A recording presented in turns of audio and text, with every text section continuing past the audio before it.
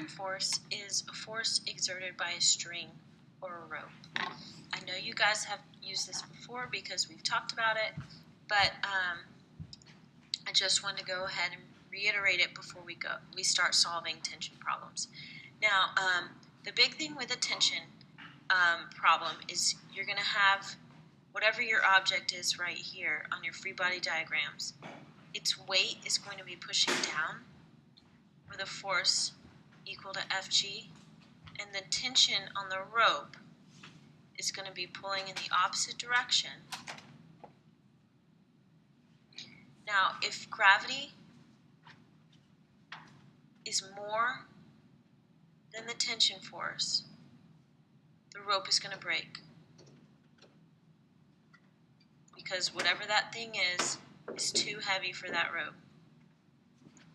If the gravity and the tension force are equal, this means that the object is being pulled at a constant velocity.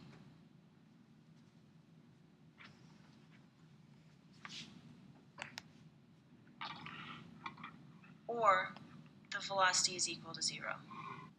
Let's try and solve a tension problem. This problem says a 50 kilogram bucket is being lifted by a rope. The rope will not break if the tension is 525 newtons or less. The bucket is starting at rest, and after being lifted 3 meters, is moving at 3 meters per second. If the acceleration is constant, is the rope in danger of breaking? Okay, so we have all of these things. What are those things? So our 50 kilogram bucket, that's a mass. This is our max tension. Our bucket starting at rest is an initial velocity of 0. If the bucket is lifted 3 meters, that's a distance. And moving at 3 meters per second is your final velocity. And so we want to know, is the rope in danger of breaking? So we want to find the tension force. Now let's write the things that we know. We know that our mass is 50 kilograms. We know that our initial velocity is 0. We know our distance is 3 meters. Our final velocity is 3 meters per second. To solve for the tension force, we're going to look at our free body diagram and see that the net force on this bucket is equal to the tension force minus the gravitational force because they're in opposite directions. Now, if I want to solve for the tension force, I'm going to add gravity to both sides, and I will end up with our tension force equals F net plus Fg.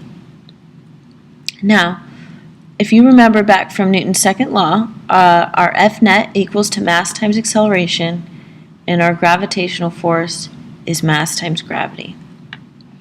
If I pull the m out, I have mass times acceleration plus gravity. Now, I'm going to go ahead and I'm going to put my numbers in.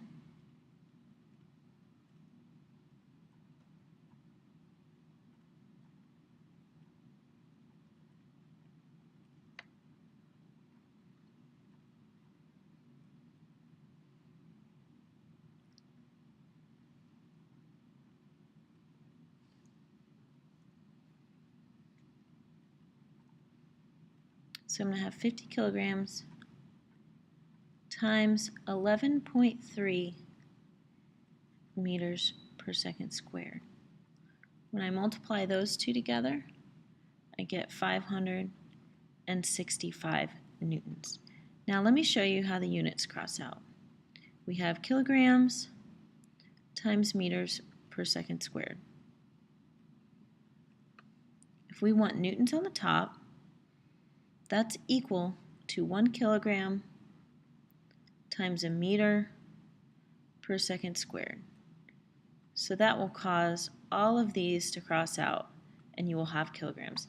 Now you don't have to do this. I'm just showing you how the units cross out in case you were wondering, but you don't have to do that part. Now, the problem said that if the tension is 525 or less, the rope will not break. Well, we see here that our tension is going to be 565 newtons, so the rope is going to break.